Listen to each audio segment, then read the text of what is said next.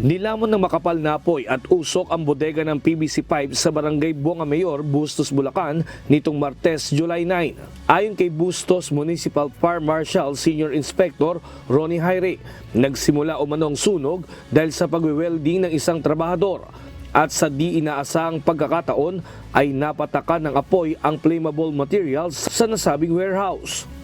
Isang eyewitness na napagtanungan natin na taga rito rin sa loob. Ayon sa kanya, ay nagumpisa ang sunog dito. May nagwe-welding dito sa bandang itaas ng portion ng warehouse na under construction na hindi nila alam na may napatakan na pala silang flammable materials dito sa ibaba. Umuwi sila, hindi pa nagkakaroon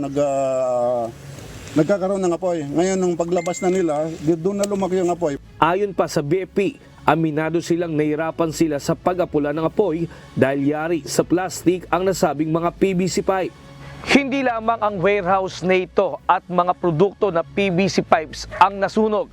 Kasama rin sa natupok ng apoy ay ang 3 L-truck at forklift na nilamon din ng apoy.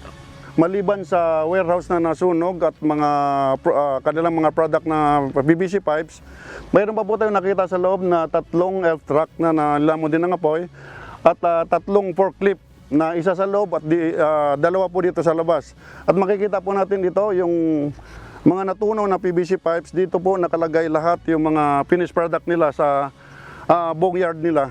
Samantala, tumagal ang sunog ng hanggang 5 oras at pasado alas 11 ng gabi ng July 9 nang ito'y mapula. Umakyat sa port alarm ang sunog, ngunit wala namang naiulat na nasaktan. Ang problema naman ngayon ng ilang empleyado dahil sa nangyari, baka tuluyan na silang mawalan ng trabaho at posibleng mamroblema sa paghanap ng panggasto sa kanilang pamilya.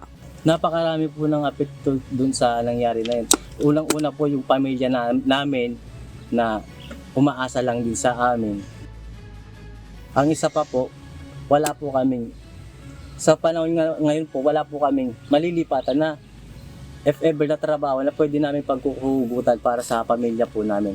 Samantala, tumanggi namang magbigay ng pahayag ang namamahala ng Tiger Shield Industrial Corporation. Ayon sa Bureau of Fire Protection, aabot sa 15 hanggang 20 million pesos ang kabuang halaga ng pinsala ng sunog, kasama ng mga makina at mga sasakyan na ginagamit nilang pang-deliver.